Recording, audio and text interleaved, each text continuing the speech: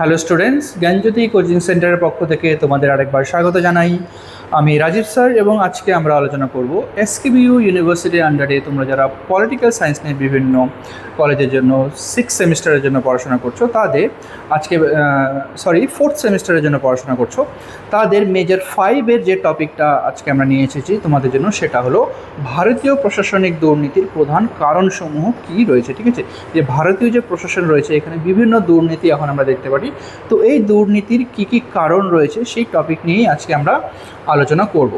তো তার আগে তোমরা যারা আমাদের চ্যানেলে প্রথমে এসেছো বা এখনও আমাদের চ্যানেলটিকে সাবস্ক্রাইব করনি, তারা অবশ্যই চ্যানেলটিকে সাবস্ক্রাইব করো এবং পাশে থাকা বেল আইকনটিকে ক্লিক করে দিও, যাতে আমাদের পরবর্তী ভিডিও নোটিফিকেশান তোমরা খুব সহজেই পেয়ে যেতে পারো।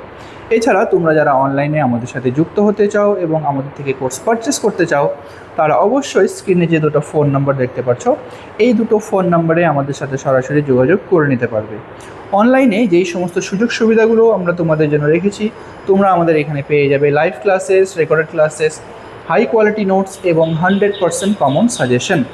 মেজর স্টুডেন্টদের জন্য পুরো সেমিস্টারের কোর্স ফি রাখা হয়েছে অল সাবজেক্টের জন্য শুধুমাত্র 1199 এবং মাইনর স্টুডেন্টদের জন্য রাখা হয়েছে পুরো সেমিস্টারের কোর্স ফি শুধুমাত্র 699।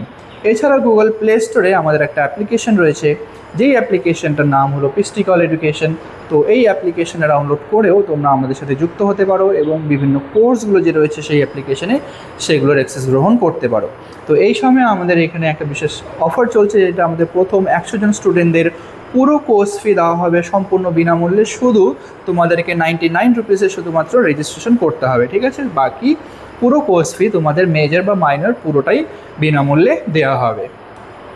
তো চলো এবার মেন টপিক আসা যাক, যেটা হলো ভারতীয় প্রশাসনের দুর্নীতির কী কী কারণগুলো রয়েছে।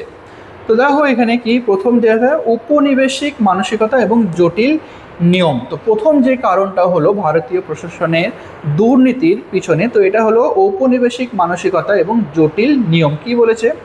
ব্রিটিশ আমলের অনমনীয়, গোপনীয় এবং জটিল আমলাতান্ত্রিক কাঠামোর সুযোগ নিয়ে কর্মীরা সাধারণ মানুষকে হয়রানি করার সুযোগ পায়। তো প্রথম এটা ব্রিটিশ কাল থেকে যেই সমস্ত শাসন কাজগুলো চলে আসছে, ঠিক আছে, অনমনীয় এবং কিছু কিছু রয়েছে গোপনীয় এবং জটিল যে আমলাতান্ত্রিক শাসন ক্ষমতাগুলো রয়েছে, এবং এগুলোর সুযোগ নিয়ে কিন্তু এখনও ভারতীয় প্রশাসনে এই দুর্নীতিগুলো চলে আসছে। ঠিক আছে, না, সাধারণ মানুষকে হয়রানি করার যে দুর্নীতি এটা এখনও চলছে। নেক্সট হলো স্বচ্ছতা এবং দায়বদ্ধতার অভাব। তো ভারতীয় প্রশাসনে কিন্তু এখনও স্বচ্ছতা এবং কেউ দায়বদ্ধতা সেভাবে নিতে চায় না। সরকারি সিদ্ধান্ত গ্রহণের প্রক্রিয়াটি অনেক সময় সাধারণ মানুষের কাছে স্পষ্ট থাকে না।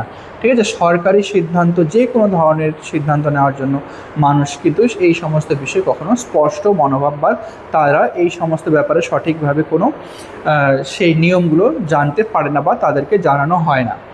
দায়বদ্ধতার এই অভাব দুর্নীতিকে প্রশ্রয় দিয়ে থাকে। নেক্সট হলো আইনি দীর্ঘসূত্রিতা এবং দুর্বল শাস্তি। ভারতে দুর্নীতি দমন সংক্রান্ত মামলা বছরের পর বছর চলে থাকে। ঠিক আছে, দুর্নীতি সংক্রান্ত যতগুলো মামলা এগুলো কিন্তু চলতে থাকে, কিন্তু এখনও প্রায় সঠিক সময় কিন্তু সেগুলোর শুনানি এখনও পর্যন্ত সেভাবে দেখা যায় না। অপরাধীদের দ্রুত শাস্তি না হওয়ায় দুর্নীতিকারী ভয়ই পায় না। ঠিক আছে, অপরাধী যারা রয়েছে এখন তো বর্তমানে এখন হচ্ছে যে, ঠিক আছে, অপরাধীদের মালা পরিয়ে সব মিটিং মিছিল করা হচ্ছে।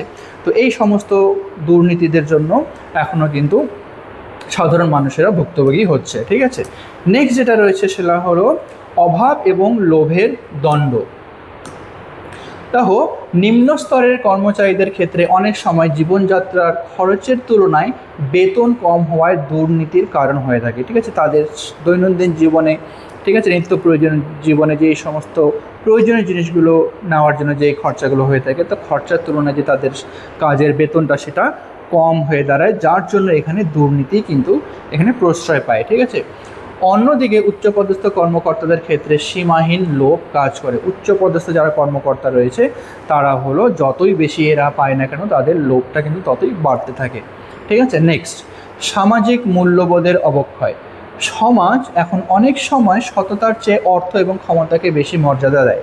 ঠিক আছে, এখানে সমাজে, বর্তমান সমাজে সততার কোনো ভ্যালু নেই। ঠিক আছে, এখানে যার হাতে তুমি টাকা দিয়ে দেওয়া সেই তোমার কাজ করে দিবে, বা যার হাতে বেশি পাওয়ার তারই এখানে চলে, ঠিক আছে।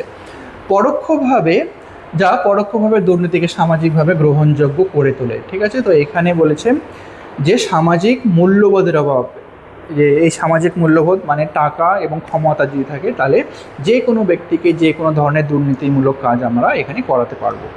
আচ্ছা, সমাধানের উপায় এখানে কিছু দেওয়া হয়েছে। প্রথম যেটা এখানে সমাধানের উপায়টা আমরা দেখব সেটা হলো ই গভর্নেন্স। ই গভর্নেন্স বলতে বোঝানো হয়েছে যে সরকারি পরিষেবাগুলিকে পুরোপুরি ডিজিটাল বা অনলাইন করে দিলে আমলা এবং জনগণের সরকারি যোগাযোগ কমবে, ফলে ঘুষের সুযোগ কমে, ঠিক আছে।